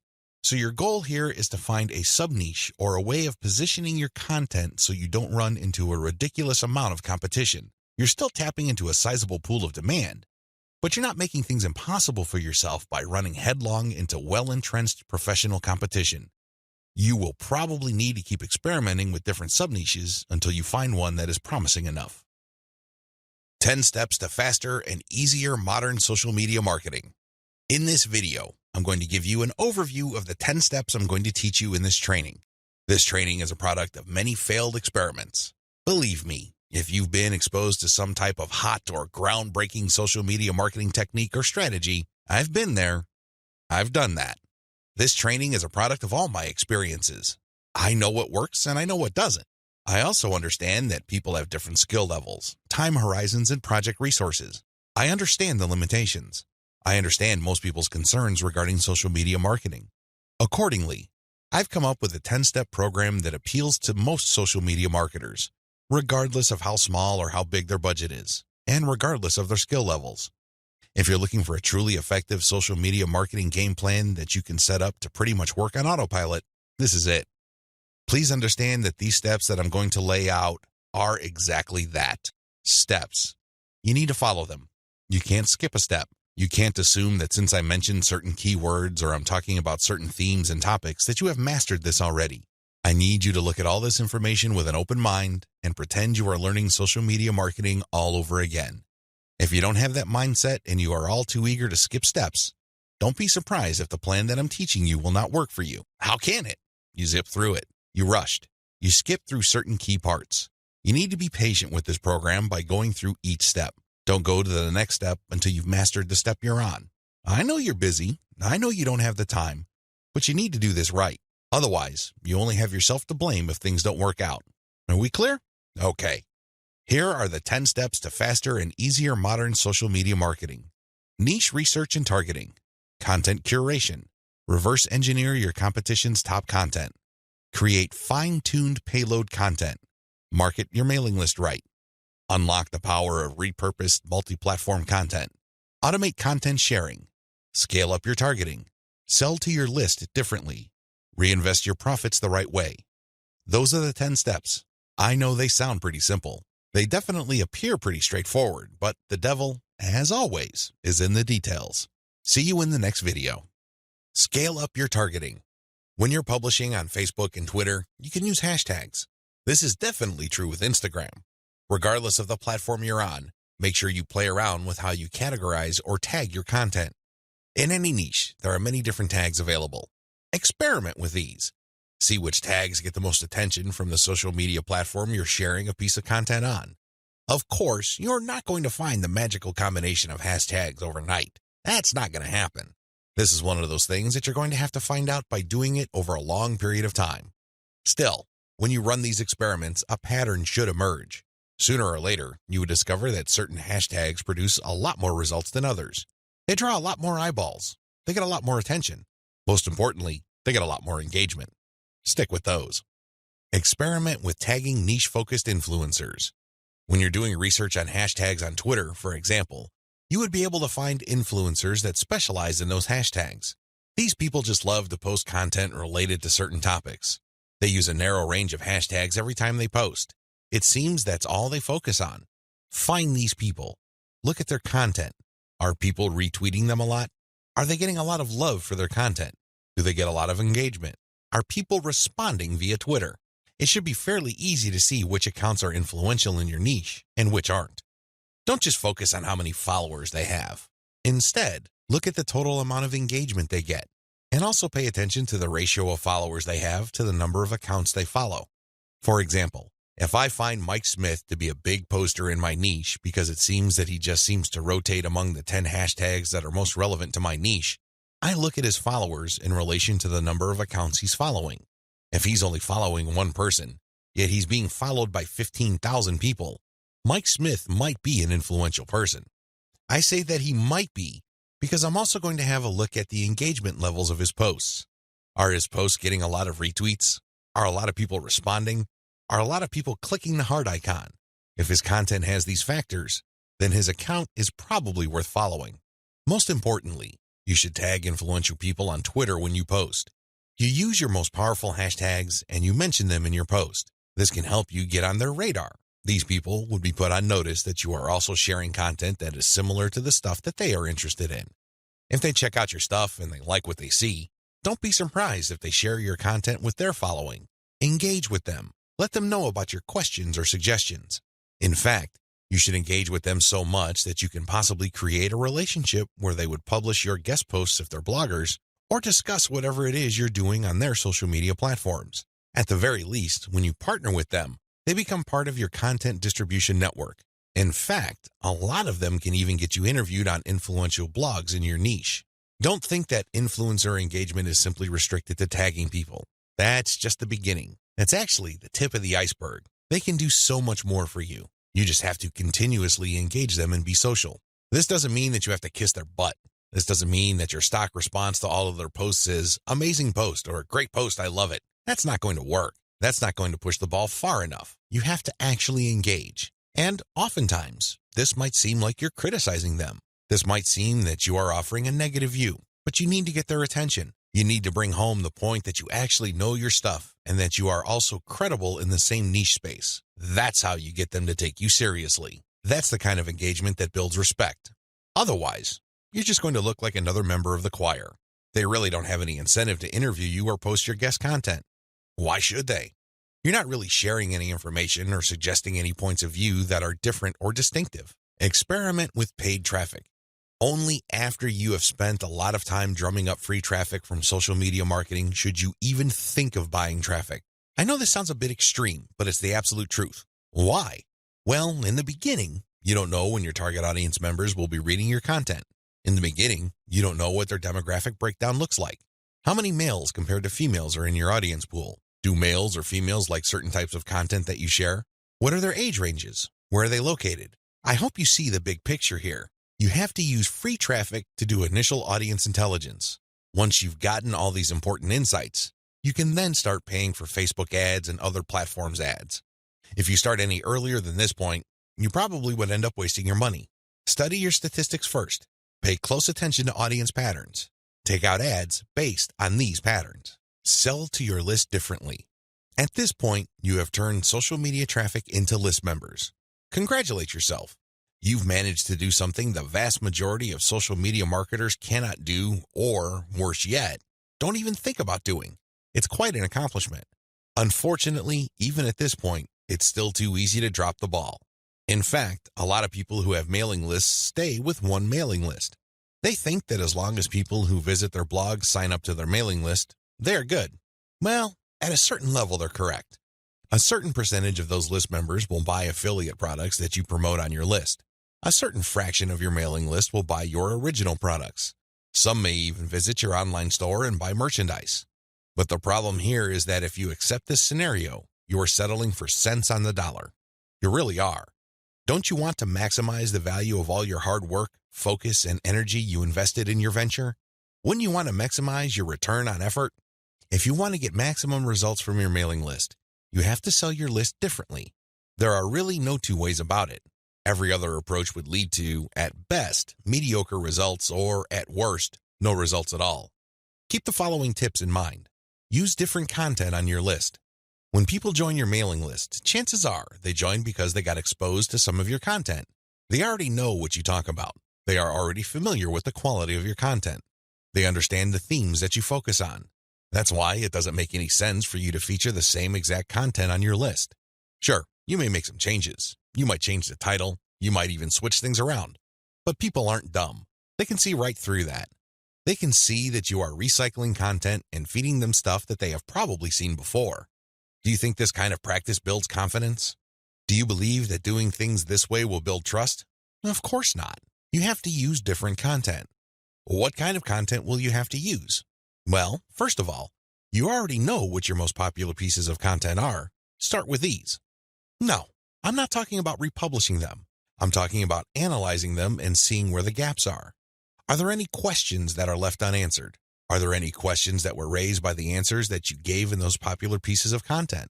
These should be enough to get your mind going as to the kind of finely tuned, high-value content that you're going to be sharing on your list. Remember, your updates are the ultimate reward to your list members. Sure, you may have positioned your squeeze page to reward subscribers with a premium, but once they downloaded that premium, they really have no other incentive to keep reading your emails. Do you see how that works? So do yourself a big favor and make sure that the update content you send is the reward. That's how you get people to open your emails and read your materials over and over again. Reward them for being on your list. Don't drop your guard. Don't take it easy. Don't give in to laziness. This is your time to rise and shine. Everything else that happened before this was just a dress rehearsal. This is it. This is where the rubber meets the road, and you better perform. Use premium content. If you really want to hit the ball out of the park with your mailing list, send updates that really highlight how original the content is. Well, how do you do this? Use social proof for case studies. These are testimonials of people that have taken your advice or who have experienced certain things that you talk about. When people read these stories, they can't help but be engaged. They can't help but be absorbed into the narrative. These people sharing their testimonies are real flesh and blood human beings with real problems that your readers can relate to. That's the kind of compelling content that will take your list to a whole other level. Why? Most of your competitors are just recycling their stuff. Sure, they're recycling their best stuff because that material is tried and proven, but they're not really distinguishing themselves. They're not really doing their brand any favors by taking the easy way out. You have to commit to doing things differently. This is how you build loyalty around your content. Remember, when you're running a mailing list, your content is composed of the emails you send out. No more, no less. Upsell, upsell, upsell. I can't say the word upsell enough. If you want your list to make money, you have to upsell. Now, you don't have to be a hero. You don't have to overdo this. You don't have to come off like some sort of super salesman. If you're like most people, you know how annoying pushy salespeople are. You probably will push back. You will probably tune them out and unsubscribe. I can't say I blame you. That's how most normal people respond to pushy salespeople. By upsell, I am just telling you to send content that highlights a problem and a solution. That's all upselling is. You remind people of their range of problems, and you remind them of certain solutions to them. Now, of course, just like with most things in life, there are good solutions and even better ones. Your job is to send email updates that get people excited about finding a solution and laying out common solutions that are good, but are not the best. What you're doing here is you're drawing their attention to the very best solution to their problems. For example, if you run a social media marketing mailing list, you can tell people that creating picture quotes and videos from pictures is a great solution to their original content needs. But an even better solution would be to automate these materials where people just click on images and all of a sudden, a video is created. It saves a tremendous amount of time, effort, energy, and most importantly, the created video would then automatically be uploaded to their social media accounts. That's the kind of distinction between good enough solutions and obviously superior solutions. That's how you upsell people to your list. You're still providing value. You're still answering their questions. You're still addressing their needs. But you're laying out a range of options. They can try to do things on their own or try to do things the way most people handle the problem, or they can try something else. When they look at that something else, that's when you sell your affiliate product, your original product, or your service. Regardless of how you do it, you need to upsell, upsell, upsell. I wish I could tell you that this was easy. I wish I could tell you that this is just a simple matter of laying out some alternatives and then playing up the best solution. The best solution, of course, pays you a commission and you make money off each sale. Unfortunately, it's not that easy and it's not that simple. Here's the reason. When people join your mailing list, they actually have different motivations. Some people are there because they just want to get the freebie, but they're too lazy to unsubscribe. You cannot really get rid of these people. These people don't open your emails. They cannot be bothered with reading your emails. They really don't do you much good. In fact, they can harm you because if there's enough of these list squatters on your list, your mailing list provider will charge you more money at the end of every month. You have to actively filter out your list based on open rates so you can get rid of these individuals. Again, you cannot eliminate them entirely, but you can minimize their numbers. Other people are initially excited about your mailing list, but for some reason they stopped reading your emails. Even others constantly check your emails, and they really love what you have to share, but the problem is they feel that your premium offers are simply too expensive. Now let me clue you in on a secret. When somebody tells you that whatever you're offering is too expensive or too unaffordable, what they're really trying to say is that you haven't completely sold them on it yet. Alternatively, you haven't completely filtered them yet. Either they're not motivated enough, or you did not give them enough reasons to be motivated. Regardless, they're still on the fence. You need to push them off the fence. Expert salespeople know this because in the big scheme of things, there's no such thing as unaffordable. If you talk to somebody and you convince that person that they absolutely need to buy your product, there's really no difference between a $10 product and a $1,000 product. They will get that product because you have elevated their perception of that product to the realm of need. People take care of their needs first. Their wants are often left at the back burner. I hope you understand this. I hope you get this. It's not because your affiliate product is too expensive in absolute terms. Instead, it's because you have failed to either qualify the prospect or make your case. And this is why simply upselling by itself is not going to work. You have to take the next step, which I'm going to describe below. Use the $1 list filtration method. You have to filter your list members into two groups, interested people and interested people who buy. These are two totally different groups of people. Now, please understand that just because people open your emails religiously, it doesn't necessarily mean that they would buy from you. Like I said above, maybe you did not present your case properly. Maybe you did not qualify them properly. This $1 list filtration technique that I'm going to teach you enables you to filter your list members properly.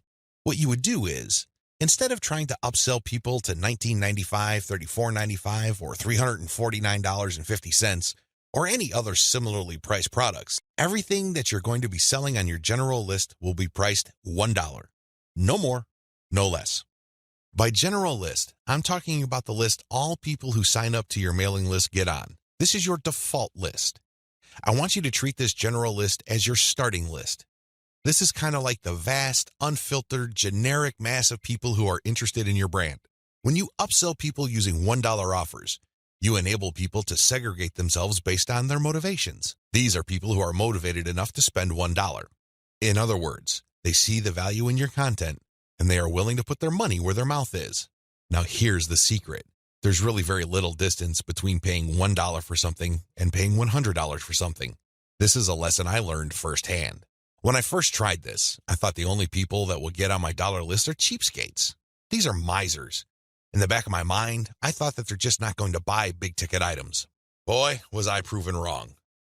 If somebody is able to psychologically hurdle the distance between 0 and 1, they can, given enough exposure and enough content, hurdle the difference between $1 and $100. This is not theory, nor is it speculation. I see this all the time with my own two eyes. Your job is to filter your general list. You're basically telling people, when you run these $1 offers, to prove to you whether they are just interested or truly interested. This is a self-segregating mechanism. Use it. People who sign up for your general list are interested in quality content. That's what they're there for. But only a fraction of them would actually be willing to pay money. You make your money off this golden fraction. You use your buyer's list to make real money. Again, you have to sell your list differently. This applies to your two types of mailing lists as well. Your general list, they get quality information that is distinctive like social proof and case studies along with upsell messages. Your buyer's list, on the other hand, gets more in-depth material with higher value upsells. Again, if somebody's willing to go from 0 to $1, you have a tremendous opportunity to get that person to go from $1 to $100, $1,000, or whatever amount you want. Now, keep in mind that the higher the dollar value, the lower the conversion rate, but you get the point. You have to get people to segregate themselves based on their readiness, willingness, and eagerness to buy. And since $1 is essentially friction-free, this list filtration method works like a charm. The classic way to do social media marketing, and why it is a waste of your time. Before I jump into the actual meat and potatoes of this training, I need to devote some real estate to how other people are doing social media marketing. I need to do this because it's very tempting for people to engage in the same practices. I can see where they're coming from. It is easy. It's like seeing some chump change in front of you, and it's almost irresistible to fight the urge of bending over and picking up that change. But when you do that, it will throw you off. It will give you a false sense of incentive or reward, and don't be surprised if you end up giving into your worst instincts, only to walk away with less than nothing. This happens all the time because human beings, being the way they are, would always take the path of least resistance. Who can blame them? But by warning you about how this works out, it is my hope that you stay away from this and focus instead on investing your time, effort, and energy on the right way to do things. The classic approach to social media marketing. So what is the classic approach to social media marketing? Well, it's actually quite simple. Whether we're talking about Instagram, Twitter, or Facebook, you need to only follow, like, or friend people who are interested in your niche. You connect with all these people, and then after you have followed them, a lot of them would actually follow you back. For example, on Twitter, for every 100 follows, don't be surprised if maybe 20 to 30 people follow you back. Now, this is where it gets really bad. Classic social media marketers would then spam their followers. They would just send all sorts of unrelated garbage, and then they would unfollow. Do you see the pattern? Follow, get followed, spam, unfollow. I wish I could tell you that they do this sporadically, but instead, these self-professed professional marketers use all sorts of sophisticated software to do this. Up until a few years ago, this worked like a charm. This was a great way to get a lot of Twitter traffic, but not anymore. This pattern instead can get you banned. More importantly, whatever traffic you do manage to get using this tactic is not going to be any good. Why? There's no targeting. You're not pre-qualifying these people who would follow you. The only reason why they followed you in the first place is because you followed them first. Where's the selection there? Where's the targeting there? Now, you can make wild guesses, but ultimately, it's a volume game and it leads nowhere. The return on effort is not there. I'm not saying that you can't make any sales doing this technique. I'm not claiming that. But what I'm saying is that whatever rewards you get are not offset by the wasted time, effort, and energy, as well as opportunity costs involved. You're better off using a quality-based approach. Audiences are looking for quality. The bottom line to modern social media marketing is to use quality content. Your content will speak for you. Your content will do the pre-sales job regarding your brand. In other words, your content is your representative. It speaks to the values you want your brand to be associated with. The sad reality. Even if the follow, get followed, spam, and unfollow technique still works for some people, the rules have changed. Social media platforms will reward or punish you based on engagement. If you want an extreme example of this, just look at Facebook. Facebook used to be a traffic goldmine. Not anymore. You need a really high level of engagement to preserve your reach on Facebook. If you get normal levels of engagement, good luck. That's how bad things are. And that's why I need to take this time to spell out why this classic social media marketing no longer works. Other failed methods. I would be remiss in my duty to educate you on failed social media marketing strategies if I don't also mention other failed techniques. First, hashtag hunting no longer works. This technique involves marketers finding hashtags that are trending. They basically would publish niche-specific content, but use unrelated or irrelevant hashtags and pair them with their content. They do this because they want to hitch a ride on the upward trend of those hashtags. They know people are searching for those hashtags. They know that these hashtag trends are hot, so they want to poach as many eyeballs as possible. Unfortunately, the traffic that you get is not going to be any good. People are looking for specific types of information, and when they see that your content is so obviously unrelated, they're not going to click through. You might even get reported. Another failed method you should stay away from is influencer spamming. There are many influencers in most all niches. If you want to see this in action, go to Facebook or Twitter. There are many specialized pages and specialized Twitter accounts. Now, constantly mentioning those influencers on your content is not going to help if your content doesn't really add any value. There has to be a reason why you are engaging with these influencers, and drawing their attention is not enough. Getting them to look at your content because you think your content is hot is a lousy idea. Instead, you should focus your engagement tagging based on what they did. For example, if an influencer was talking about recent trends in athletic shoes, then that person would be fair game for an article I post regarding the latest trends in athletic shoes and what they mean in terms of the bottom line of large footwear apparel companies. That influencer would be directly interested in what I have to say because I'm sharing content that is not only high quality, but is directly related to stuff he or she is already talking about. Do you see the specificity here? Do you see the direct link? Now, compare this with an influencer who talks only about Forex, and I tag that influencer when I'm talking about Bitcoin. That person's going to get annoyed. Do you see the difference? Finally, automated publishing with no outreach is not going to work.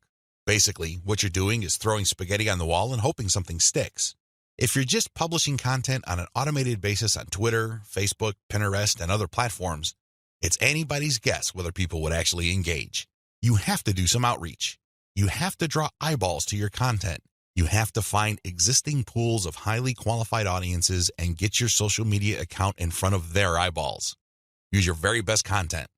If you do this right, your automated publishing on social media will be greatly rewarded. Use a shotgun approach and you're probably going to get the same results as other failed social media marketers.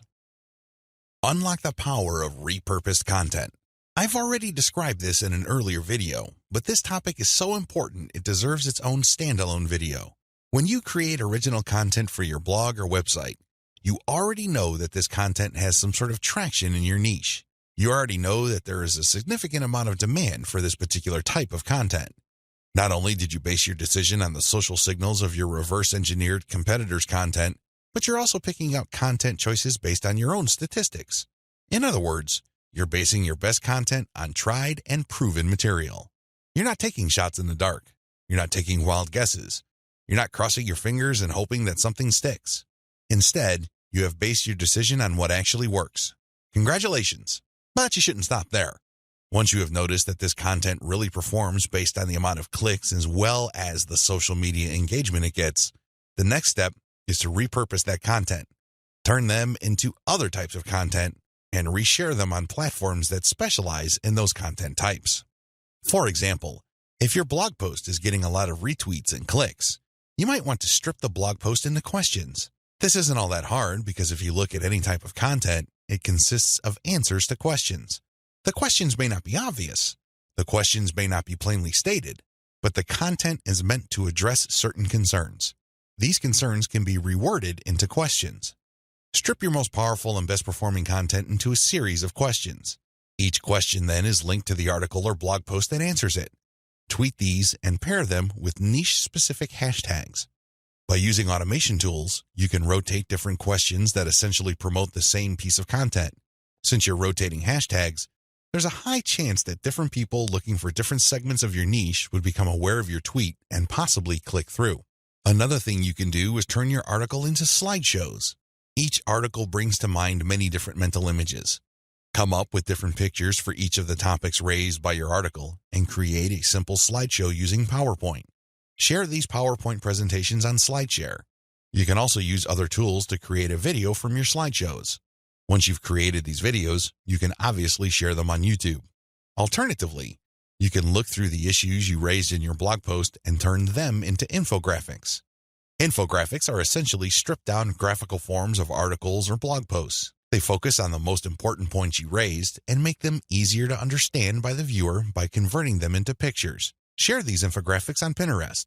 Finally, you should make sure that all your blog posts or articles have a nice header picture. This way, when you load the link on Facebook, a nice preview shows up. It grabs eyeballs and people are excited to share the content.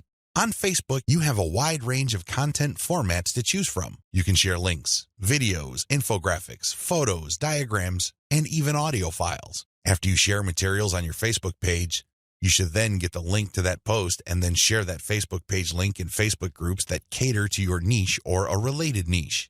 This is how you unlock the power of repurposed content. If you play the game this way, you spend less time creating content and more time promoting. Promotion is the name of the game. You may have great content, but it's not going to do you much good if people don't even know it exists. For every hour you spend creating content, you should spend 10 hours promoting that piece of content.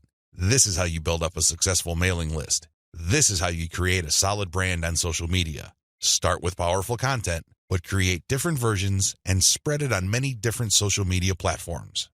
You need to modify your social media marketing campaign based on your online business type. I know this video is going to throw a lot of people off, but people need to understand this. One of the major reasons why a lot of otherwise intelligent and experienced social media marketers fail to get the results that they're looking for is the fact that they're using the wrong approach. Their approach to social media marketing and the websites they're promoting is a one-size-fits-all approach. Now, you don't need me to explain to you why that's a bad idea. It doesn't work in most areas of your life, and it definitely doesn't work when it comes to social media marketing. You can't look at this project with the mindset that as long as you pull traffic from social media platforms, Then you can use the exact same method and the exact same communication tactics, regardless of the online entity or business you are promoting. Since we're using content to develop relationships on social media platforms, this one-size-fits-all approach is even more fatal. I mean, it's a bad enough idea as it is, but if you were to use a content-based campaign, it gets even worse. The reality is that different business types require different content and publishing strategies. You have to customize, modify, and tweak your particular content and publishing strategies on social media to fit the type of website you are trying to promote. Now, there are a huge number of website variations out there. In fact, there are too many. I would venture to say that the only limit really is your imagination. But if you were to categorize these different website types into 4 rough forms, they would more or less fall into the following: publishing, e-commerce or dropshipping, email lists, and traffic sales. Again, there are many variations of these, but if you were to look at the different types of businesses out there, you can pretty much reduce them to these 4 types. When you study these closely, they have different needs. They have different features that must be addressed. Otherwise, you're not going to get the results you're looking for. Unfortunately, a lot of social media marketers would try to promote a blog the exact same way they would try to promote a dropshipping or e-commerce website. Similarly, somebody who is essentially just trying to sell their social media traffic is trying to do content marketing like somebody with a blog. It doesn't work. It doesn't make any sense. The bottom line is obvious. Different strategies require different content types. You must start with the type of online entity you are promoting. Are you promoting a blog? Do you have a website that uses a lot of articles? Do people contribute content? Well, you have a publishing website. Do you have a dropshipping online store? Maybe you built it with Shopify and you use Oberlo to get products from AliExpress. When people buy stuff from your storefront, your software orders the materials from AliExpress and you keep the difference. Maybe you sell from your own inventory. It doesn't really matter. You run an e-commerce website. This is very different from a publishing business.